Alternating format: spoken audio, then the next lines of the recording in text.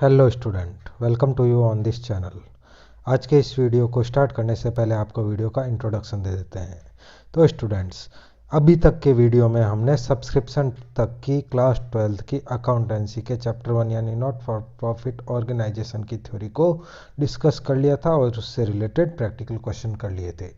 तो स्टूडेंट्स, आज का जो ये वीडियो है ये हमारे अदर स्पेसिफिक आइटम्स से रिलेटेड थ्योरी को डिस्कस करने के लिए बनाया गया है। ये थ्योरी आपकी क्लास 12th की अकाउंटेंसी की पार्ट फर्स्ट की जो बुक है उसमें पेज नंबर 26 पे दी गई है, जिसको हम इस वीडियो में डिस्कस करेंगे। तो स्टूडेंट्स, स्टार्ट करते हैं आज का वीडियो। अदर स्पेसिफिक आइटम्स में जो हमारा पहला आइटम है जिसके बारे में हमें नॉट फॉर प्रॉफिट ऑर्गेनाइजेशन में पढ़ना है, उसका नाम है डोनेशन। डोनेशन के अंदर आपकी बुक में लिखा हुआ है कि it is a sort of gift in case or property received from some person or organization। Donation का मतलब कोई गिफ्ट या केस या प्रॉपर्टी किसी पर्सन से रिसीव होना है। It appear on the receipt side of receipt and payment account. Donation की जो अमाउंट होती है या डोनेशन की जो आइटम होती है उसे रिसिप्ट और पेमेंट अकाउंट के रिसिप्ट साइड में दिखाया जाता है। आगे आपकी बुक में लिखा है donation can be specific purpose और फॉर जनरल पर्पज। डोनेशन दो तरह से रिसीव हो सकता है।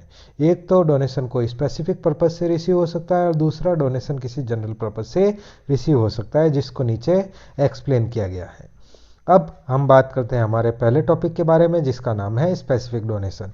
स्पेसिफिक डोनेशन में आपके हाईलाइट किया हुआ है। स्पेसिफिक डोनेशन की डेफिनेशन है, if donation received is to be utilised to achieve specific purpose it is called specific donation. अगर डोनेशन किसी स्पेसिफिक पर्पस को अचीव करने के लिए यूटिलाइज किया जाता है, किसी स्पेसिफिक पर्पस को अचीव करने के लिए यूज़ किया जाता है, तो उस डोनेशन को हम स्पेसिफिक डोनेशन कहेंगे। The specific purpose can be an extension of the existing building, construction of new computer laboratory और creation of book bank etc। ये जो स्पेसिफिक डोनेशन है इसका एग्जाम्पल देते हुए आपकी बुक में लिखा गया है कि स्पेसिफिक डोनेशन का पर्पज़ या तो जैसे कि आपके स्कूल का नया एक्स्ट्रा रूम बनाना, एक्स्ट्रा बिल्डिंग बनाना, या आपके स्कूल में कोई नई कंप्यूटर लेबोरेटरी बनाना, या आपके स्कूल में कोई बुक लाइब्रेरी या बुक बैंक ओपन करने के लिए बनाया गया स्पेसिफिक डोनेशन हो सकता है। आगे आपकी बुक में लिखा है such donation is to be capitalized and so on the liability side of the balance sheet irrespective of the fact whether the amount is big or small। ये जो स्पेसिफिक डोनेशन होता है ये कैपिटलाइज्ड नेचर का होता है। Capital nature का होने से इसे हम बैलेंस शीट की लाइबिलिटी साइड में दिखाते हैं। यहाँ आपको इस चीज़ का ध्यान नहीं रखना है कि स्पेशल डोनेशन की जो अमाउंट है वो छोटी है या बड़ी है। इस चीज़ से कोई फ़र्क नहीं पड़ता है, चाहे अमाउंट छोटी हो चाहे बड़ी हो, फिर भी हमें उसे बैलेंस शीट की लाइबिलिटी साइड में दिखाना है। रीज़न ये है क्योंकि ये स्पेसिफिक डोनेशन है और उसका यूज़ किसी अदर जगह नहीं हो सकता है। आगे इसका रीज़न देते हुए बुक में लिखा है कि the intention is to utilize the amount for the specified purpose only। ये जो बैलेंस शीट में लाइबिलिटी साइड में इसको कैपिटल नेचर से दिखाने का रीज़न है वो ये है कि इसको केवल स्पेसिफाइड पर्पस के लिए यूज़ किया जाए, जनरल पर्पस के लिए इसका यूज़ ना हो। तो ये आपका हो गया स्पेसिफिक डोनेशन। इसके बाद हम बात करते हैं सेकंड टाइप के डोनेशन यानी जनरल डोनेशन के बारे में। जनरल डोनेशन के बारे में लिखा है कि such donation are to be utilised to promote the general purpose of organisation. General donation एक ऐसा डोनेशन होता है जिसको ऑर्गेनाइजेशन के जनरल पर्पस को प्रमोट करने के लिए यूटिलाइज किया जा सकता है। These are treated as revenue received as it is a regular source of income. Hence, it is taken to the income side of the income and expenditure account of current year। आगे इसमें लिखा है कि general donation की nature रिवेन्यूअल होती है। ये रिवेन्यूअल nature का होता है, इसे रिवेन्यू रिसीव माना जाता है, यानी ये पूरे साल भर में मिलता रहता है। जिसके लिए लिखा गया है it is regular source of income, hence ये इनकम का रेगुलर सोर्स होता है, यानी इससे पैसे आते रहते हैं, इसलिए it is taken in income side of income and expenditure account of current year, इसलिए इसे करंट ईयर के इनकम एंड एक्सपेंडिचर अकाउंट में इनकम साइड में शो किया जाता है। इसके बाद हम बात करते हैं हमारे अदर स्पेसिफिक आइटम में, आइटम नंबर 3 के बारे में, जो है लेगेसी। लेगेसी के बारे में लिखा हुआ है कि it is the amount received as per the will of deceased person who may or may not specified the use of the amount. Legacy का मतलब मरने वाले व्यक्ति की इच्छा से मिलने वाली संपत्ति या रुपए या पैसे या प्रॉपर्टी से है, और ये दो तरह की हो सकती है। इसमें स्पेसिफिक यूज़ के लिए कुछ कहा जा सकता है या इसको जनरल वे में यूज़ किया जा सकता है। सीधा सा मतलब है लेगेसी का मतलब हम लेगेसी का मतलब हम जायदाद से लेते हैं, जो हमें वसीयत मिलती है, जो किसी पर्सन से उसकी मौत के बाद हमें रिसीव होती है, उसे हम लेगेसी कहते हैं। लेगेसी के लिए यहाँ लिखा गया है, लेगेसी यानी जो वसीयत होती है, legacy use for of which is specified are specific legacy and is shown in the balance sheet as liability. If the use is not specified, it is considered as revenue nature and credited to income and expenditure account. legacy यानी जो वसीयत होती है उसके बारे में दो बातें हो सकती हैं, या तो मरने वाला पर्सन इसके स्पेसिफिक यूज़ के बारे में बोल सकता है, या इसका जनरल वे में यूज़ किया जा सकता है। अगर इसे स्पेसिफिक पर्पस के लिए यूज़ किया जाता है तो उसे स्पेसिफिक लेगेसी कहेंगे, और स्पेसिफिक लेगेसी को बैलेंस शीट की लायबिलिटी साइड में अदर आइटम्स के नाम से, एक स्पेसिफिक नाम से दिखाया जाएगा। और यदि इसके स्पेसिफिक यूज़ के बारे में कुछ नहीं कहा गया है तो इसको एक जनरल लेगेसी मानेंगे, और इसे लेगेसी के नाम से इनकम एंड एक्सपेंडिचर अकाउंट के इनकम साइड में शो करेंगे, क्योंकि उस समय से रिवेन्यूअल नेचर का माना जाएगा। लेगेसी का टॉपिक एंड होने के बाद हमारा नेक्स्ट टॉपिक है life membership fees. Life membership fees के बारे में आपकी बुक में लिखा है कि such members prefer to pay lump sum amount as life membership fees instead of paying periodical subscription. Such amount is treated as capital receipt and credited directly to the capital or general fund. यहाँ इसमें लिखा गया है कि कुछ members होते हैं जो सब्सक्रिप्शन की अमाउंट को बार बार पे करने की झंझट से छुटकारा पाने के लिए अपनी लाइफ टाइम का जो जितना भी अमाउंट बनता है उसका एक साथ पेमेंट कर देते हैं। जैसे कुछ पर्सन है जो बार बार हर महीने या हर 3 महीने या हर ईयर पेमेंट करने की झंझट नहीं चाहते हैं, वो नहीं चाहते कि उनसे सब्सक्रिप्शन बार बार मांगा जाए, तो अपनी लाइफ टाइम का जितना भी सब्सक्रिप्शन होता है उसका एक साथ ही पेमेंट कर देते हैं। ये एक फिक्स अमाउंट होती है जो पूरे लाइफ टाइम के लिए मेंबरशिप के लिए दी जाती है। तो इस लाइफ टाइम की मेंबरशिप पाने के लिए जो अमाउंट पे की जाती है उसे लाइफ मेंबरशिप फीस कहते हैं। अब इस लाइफ मेंबरशिप फीस को दिखाना कहाँ चाहिए, तो इसके लिए आपके बुक में मैंने जो आपकी स्क्रीन पे दिख रहा है हाईलाइट किया हुआ है कि such amount is treated as capital received. ये लाइफ मेंबरशिप फीस हमें बार बार नहीं मिलती है, एक पर्सन से हमें उसके जीवन में उसकी लाइफ में वन टाइम ही रिसीव होती है, इसलिए इसको कैपिटल नेचर का माना जाता है। कैपिटल रिसीव होने से इसको डायरेक्टली बैलेंस शीट की लाइबिलिटी साइड में कैपिटल या जनरल फंड में प्लस कर दिया जाता है। ये कैपिटल या जनरल फंड में प्लस होती है जिसे हम बैलेंस शीट की लाइबिलिटी साइड में शो करते हैं। इसके बाद हम बात करते हैं हमारे अगले आइटम के बारे में जिसका नाम है एंट्रेंस फीस।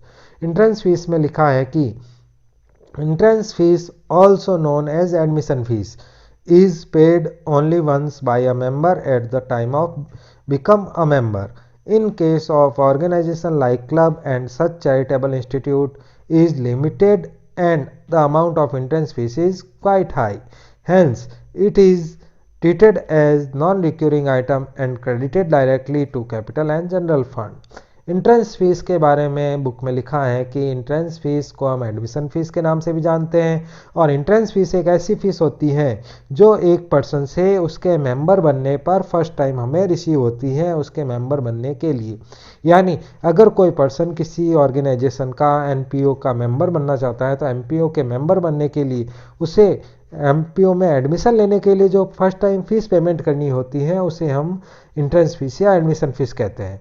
इंट्रेंस फीस या एडमिशन फीस के बारे में इसकी एंट्री कहाँ करनी चाहिए इसके बारे में दो थ्योरी ली जाती है। फर्स्ट थ्योरी जो सीबीएसई वाले हैं उनके लिए तो इसका सीधा सा है कि एंट्रेंस फीस को वो एक रिवेन्यू नेचर का मानते हुए सीधा इनकम एंड एक्सपेंडिचर अकाउंट के इनकम साइड में शो कर देते हैं। उन्हें इस चीज़ से कोई मतलब नहीं है कि एंट्रेंस फीस एक बार इश्यू होती है या बार बार आती है। तो अगर सीबीएसई पैटर्न को फॉलो कर रहे हैं तब तो हमें इसे इनकम एंड एक्सपेंडिचर अकाउंट के इनकम साइड में शो करना है। और अगर आप स्टेट बोर्ड को फॉलो कर रहे हैं तो स्टेट बोर्ड में इसके लिए सीधी सी बात होती है कि इसका नेचर, इसकी कंडीशन और इसके टर्म्स के अकॉर्डिंग डिसाइड होता है। तो एंट्रेंस फीस हमें नॉन रिक्यूरिंग आइटम की कैटेगरी में मानी जाती है। ये एक ऐसी आइटम है जो बार बार रिसीव नहीं होती है, ये ओनली फर्स्ट टाइम रिसीव होने वाली आइटम है।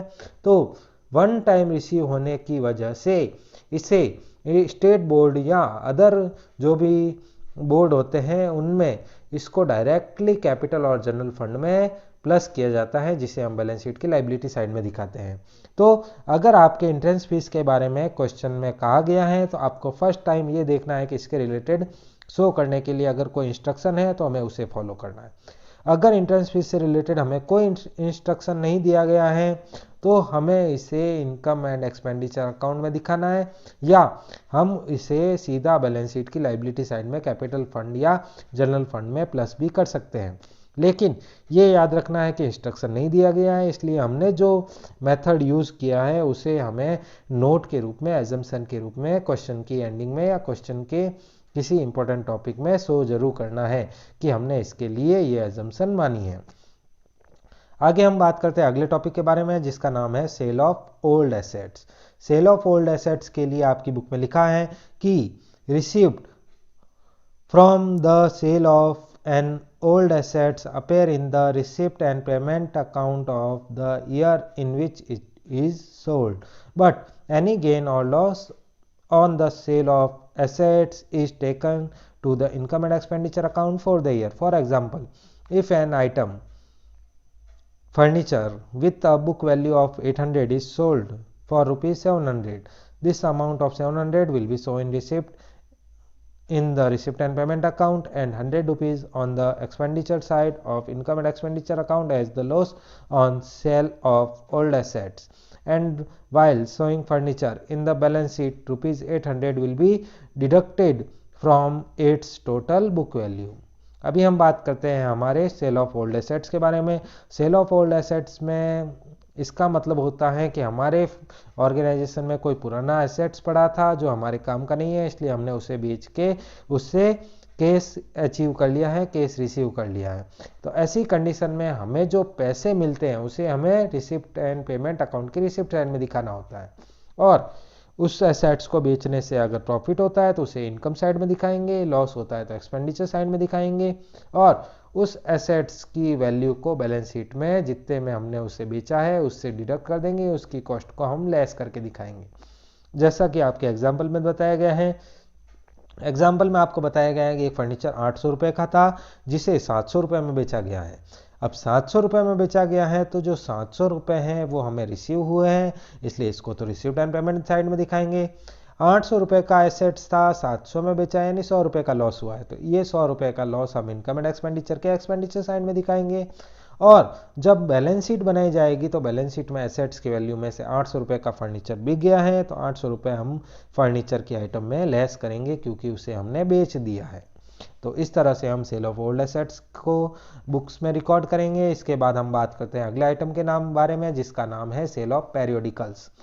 सेल ऑफ पेरियोडिकल का मतलब होता है जो हमें फोर्टनाइट या मंथली मैगजीन्स या जो भी न्यूज़ पेरियोडिकल जिसे हम पत्रिकाएं या मासिक पत्रिकाओं के नाम से भी जानते हैं, जो हमें ये मिलती हैं वो एक तरह से एक बार पढ़ लेने के बाद, यूज़ कर लेने के बाद एक रद्दी बन जाती हैं। तो उस रद्दी को बेचने के लिए पुराने अखबार न्यूज़पेपर के साथ जो पेरियोडिकल्स होती हैं उन्हें बेचने के लिए जो आइटम हम अकाउंट्स में दिखाते हैं उसे सेल ऑफ पेरियोडिकल्स कहते हैं।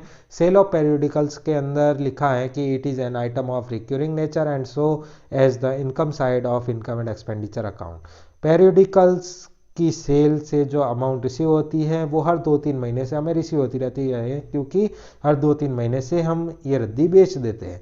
तो पेरियोडिकल्स की सेल से जो भी हमें पैसे रिसीव होते हैं उसे इनकम साइड में दिखाया जाएगा, इनकम एंड एक्सपेंडिचर अकाउंट में, क्योंकि ये रिक्यूरिंग नेचर का होने की वजह से रिवेन्यूअल आइटम माना जाता है।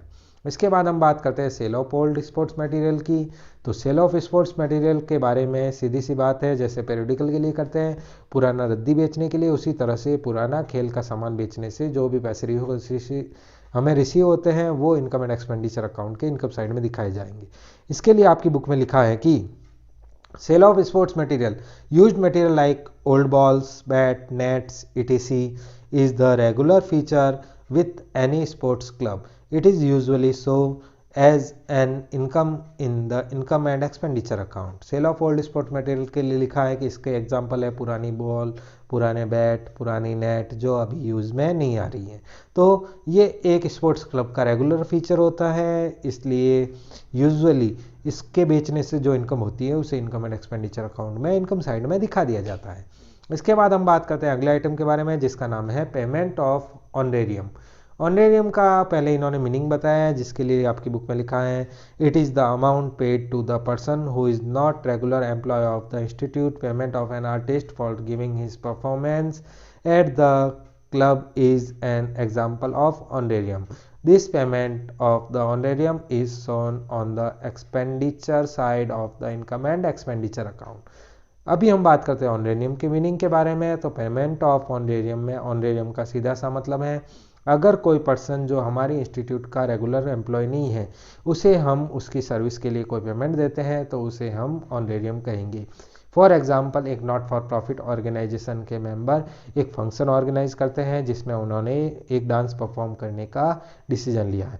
अब डांस परफॉर्म करने का उन्होंने डिसीजन ले लिया है तो उनमें से अगर किसी को डांस नहीं आता है या उनको डांस की प्रिपरेशन कराने के लिए बाहर से एक पर्सन को बुलाया जाता है, तो बाहर से जो पर्सन आता है जो एनपीओ के मेंबर्स को डांस परफॉर्म करना सिखाता है, उसे एनपीओ के थ्रू जो पेमेंट किया जाएगा उस पेमेंट को हम ऑनरेरियम कहेंगे, क्योंकि बाहर से बुलाया जाने वाला पर्सन एक एनपीओ का कोई परमानेंट मेंबर नहीं होता है, उसे बस डांस की प्रैक्टिस करने के लिए बुलाया जा रहा है। तो ये शॉर्ट टर्म सर्विस के लिए जब उसे बुलाया जाता है तो उसे हम जो पेमेंट करते हैं उसे ऑनरेरियम कहते हैं। अब ऑनरेरियम के मीनिंग के बाद हम नेक्स्ट बात करते हैं ऑनरेरियम को दिखाया कहा जाता है।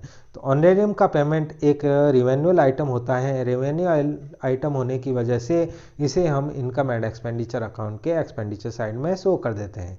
इसके बाद हम बात करते हैं अगले आइटम के बारे में, जिसका नाम है इंडोमेंट फंड। इंडोमेंट फंड के बारे में आपकी बुक में लिखा है कि it is a fund arise from a bequest or gift, the income of which is devoted for the specific purpose. Hence, it is a capital received and so on the liability side of the balance sheet as an item of specific purpose fund.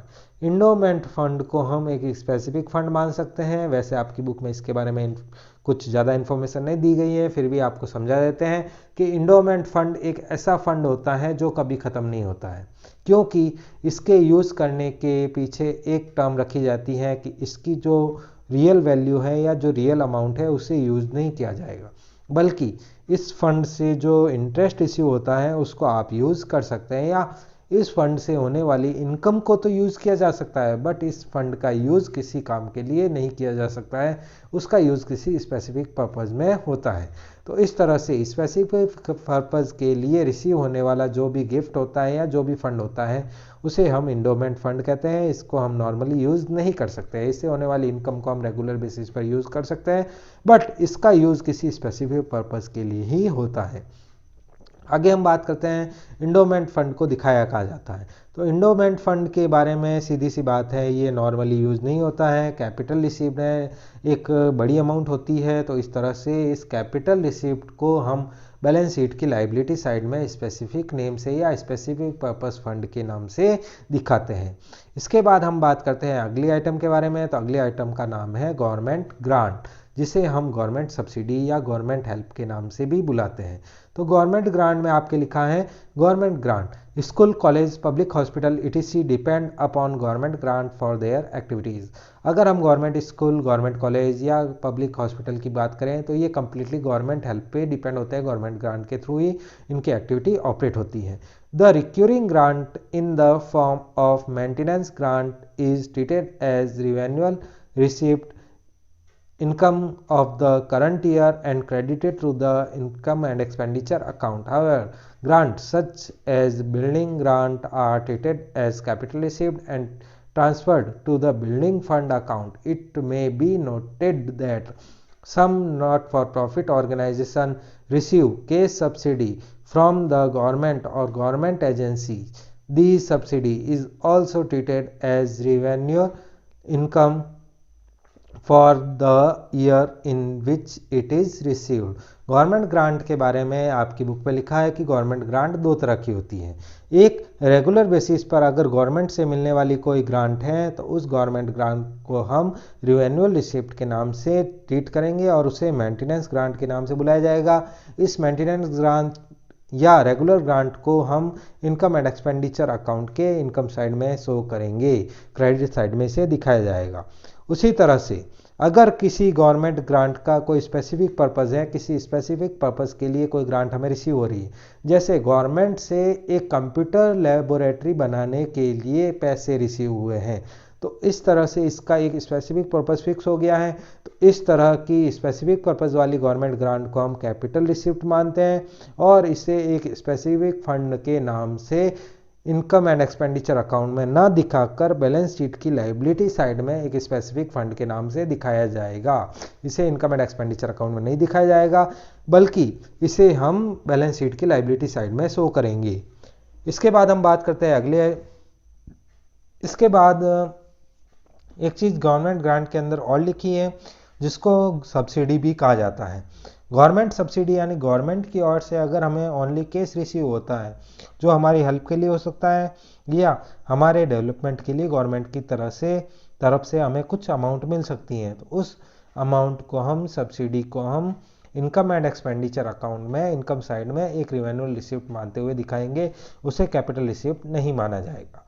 इसके बाद हमारे class 12th के accountancy में जो NPO chapter है, NPO chapter का last theoretical point यानी जो अदर स्पेसिफिक आइटम्स का लास्ट आइटम है उसका नाम है स्पेसिफिक फंड या स्पेशल फंड। स्पेशल फंड में आपके लिखा है the not for profit organisation office create specific fund for the certain purpose activities such as prize fund, match fund and sports fund etc.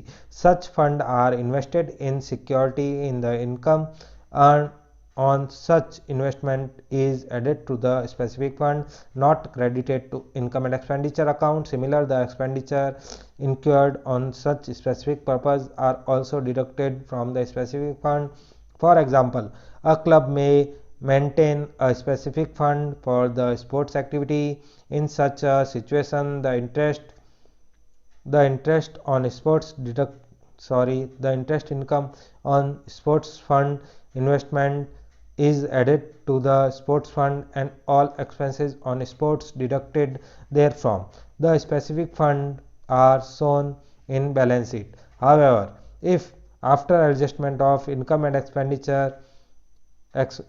expenses the balance of specific or special fund is negative, it is transferred to the debit side of income and expenditure account or adjusted as per prescribed directions. Specific fund के बारे में आपकी book में लिखा है जिसका सीधा सा मीनिंग है कि स्पेसिफिक फंड एक नॉट फॉर प्रॉफिट ऑर्गेनाइजेशन की ओर से सेल्फ क्रिएटेड फंड होता है, उसकी ओर से खुद के प्रॉफिट में से पैसे बचा के या किसी स्पेशल फंड के नाम से बनाया गया एक फंड होता है। अब ये जो नॉट फॉर प्रॉफिट ऑर्गेनाइजेशन का स्पेशल फंड होता है उसके लिए हमें बस यही चीज़ याद रखनी है कि स्पेशल फंड एक स्पेशल आइटम है, तो इसे हम बैलेंस शीट की लायबिलिटी साइड में दिखाएंगे, इसे हम इनकम एंड एक्सपेंडिचर अकाउंट की इनकम साइड में नहीं दिखाएंगे। इसी तरह से स्पेशल फंड अगर ऑर्गेनाइजेशन के बाहर कहीं इन्वेस्ट होता है और उससे हमें कोई इनकम होती है, जैसे हमने स्पेशल फंड की अमाउंट को बैंक में जमा कराया और उससे हमें इंटरेस्ट रिसीव्ड हुआ, तो उस इंटरेस्ट को भी हम इनकम एंड एक्सपेंडिचर अकाउंट में नहीं दिखाकर बैलेंस शीट की लायबिलिटी साइड में स्पेशल फंड की अमाउंट में प्लस करके दिखाएंगे।